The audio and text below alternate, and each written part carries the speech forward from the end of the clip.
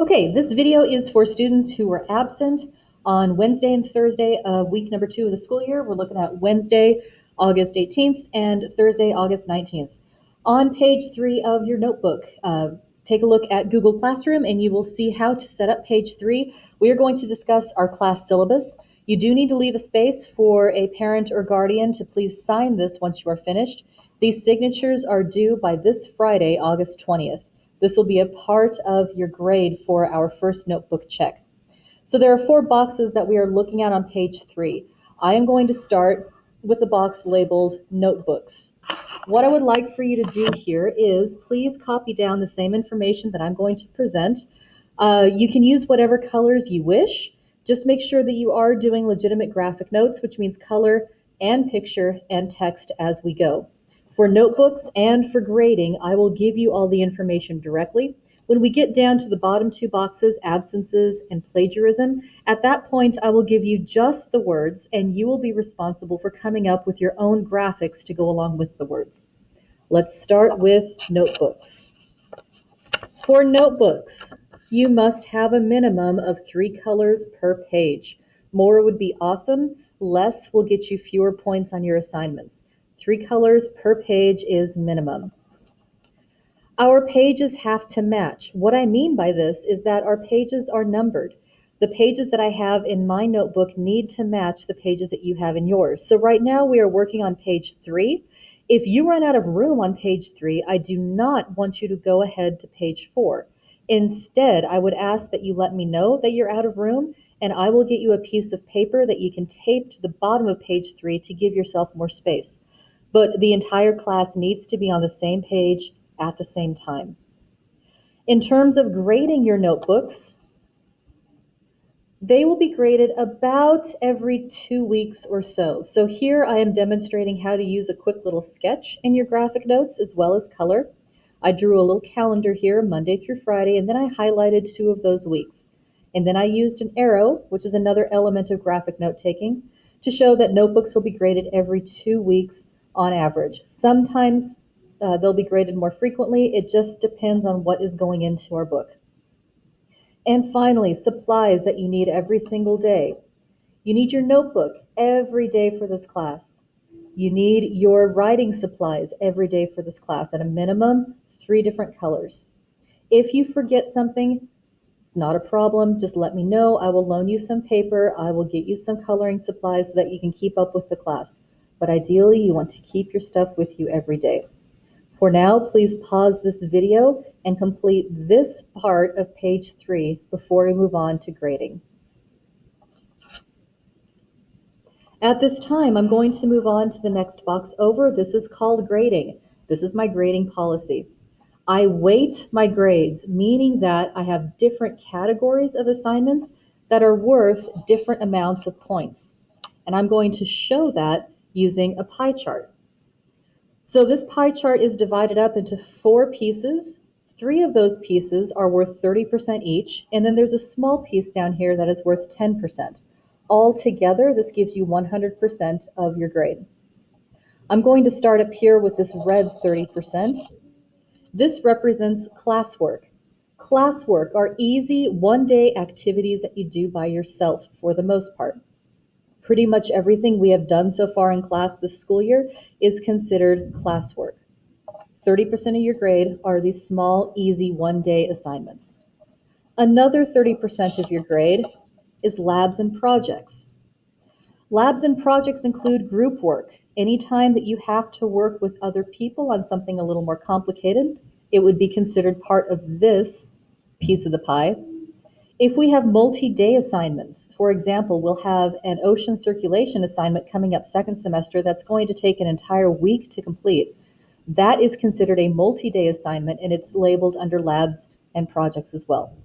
Pretty much anything that is a little more complex, any place where I require more of your brain to be engaged than I do in the little easy classwork assignments, is going to count as labs and projects. That's another 30% of your grade. The final 30% of your grade is for tests and quizzes. You will get unit tests at the end of each unit, as well as smaller quizzes. In fact, your first quiz is going to be on Friday, August 20th, Friday of this week. You're going to be taking a quiz on the class syllabus as well as the classroom rules. You'll get to use your notebook on that test, or excuse me, on that quiz. So as long as you have this finish, you'll be fine on that quiz coming up. So unit tests are bigger, and then we have smaller quizzes. And that leaves us with 10% of our grade left over. This is the part that can kind of be scary sometimes to freshmen. 10% of your grade is your semester final. This is one test. This one test is worth 10% of your grade, and it is cumulative. What that means is that this final exam is going to cover the entire semester. Everything from universe objects, which we will be starting on next week, all the way through to the end of the semester will be tested on this one test, this final exam. But good news, I have never in my 18 years of teaching had a student fail my class because they did poorly on this test. We spent an entire week and a half getting you reviewed and ready for that test before you take it. And for the most part, this test tends to boost students' grades instead of drop it. So altogether, we have 100% of our grade. Now, because this semester final is kind of scary, I have developed a generous late work policy that I will share next. My late work policy is this. I will give you full credit for late assignments up until I give the unit test for whatever unit those assignments are found in. So on Monday, we're going to be starting unit number 1 on the universe. The assignments that I give next week, you can turn in late for full credit for any reason. It doesn't have to be because you were sick or out of town or you had a game or what have you. Your reason might be that you stayed up too late playing League of Legends.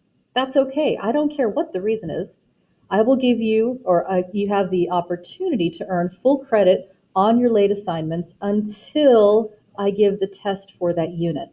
As soon as I give the test for the unit, the late work stops. I will not accept it. Please pause the video again right now to get this information down for grading, and then we're going to move on to absences.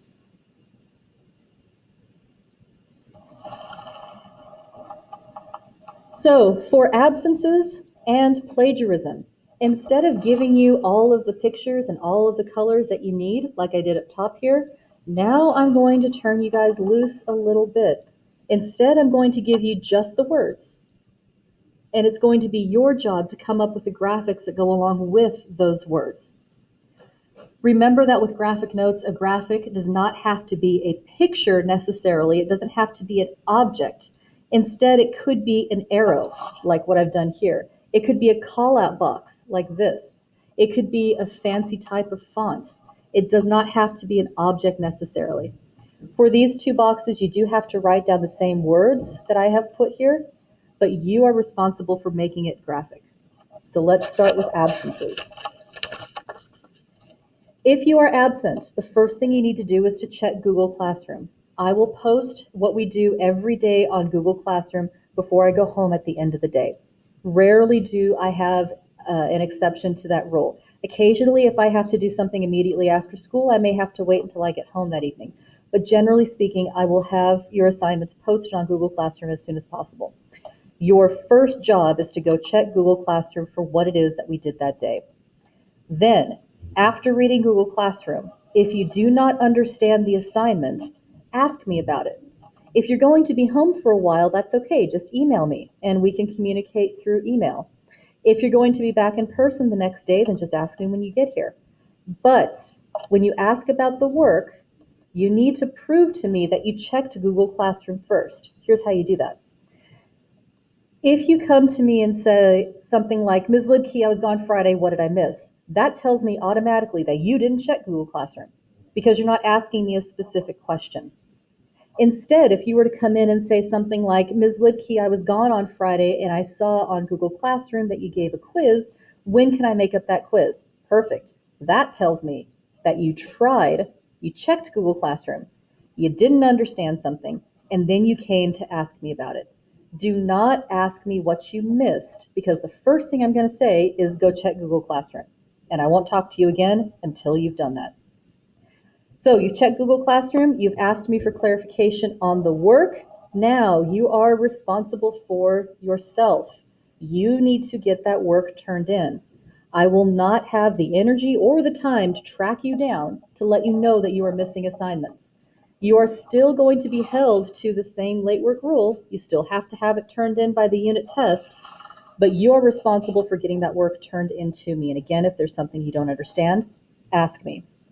Finally, this is for athletes in particular, as well as students who are going on field trips, or maybe you're going out of town for a week before Christmas or whatever it might be. If you know you're going to be absent, then try to get the work from me before you go. That way you won't fall too far behind. This is especially important towards the end of the semester when grades due, when grades count, and when a lot of families like to extend their winter break. If you know you're going to be absent, get the work from me first. Of course, this does not apply for students who are sick. If you end up being sick, I don't expect you to have asked me for the work ahead of time. That's silly. What I'd like you to do right now, please, is to pause the video once again and get this information written down for absences. But remember that you have to make it graphic. If all you do is turn in my exact words here, you're not going to get very many points. Add some graphics. It could be pictures, it could be call-out boxes, it could be fonts. That's entirely up to you. Pause the video now to do this, and then I'll move over to plagiarism. For plagiarism, this is going to work the same way as absences. I'm going to give you 4 different bullet points. You write down the words, and then you have to come up with the graphics that go along with it.